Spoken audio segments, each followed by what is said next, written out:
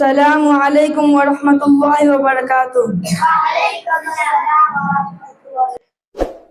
محترم اساتذہ اور پیارے ساتھیوں، آج میری تقریر کا عنوان ہے توحید۔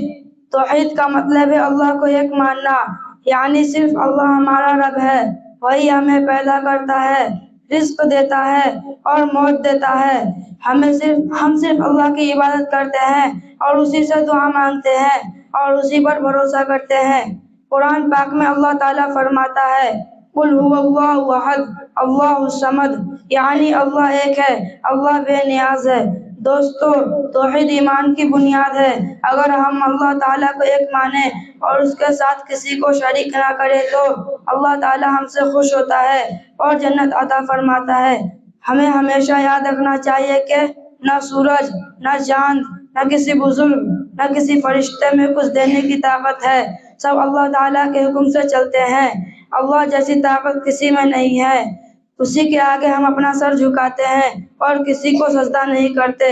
اللہ ہم سب کو موحد بنائے اور ہمیشہ اپنے قریب رکھے، آمین۔ وآخر دعوانا ان الحمد للہ۔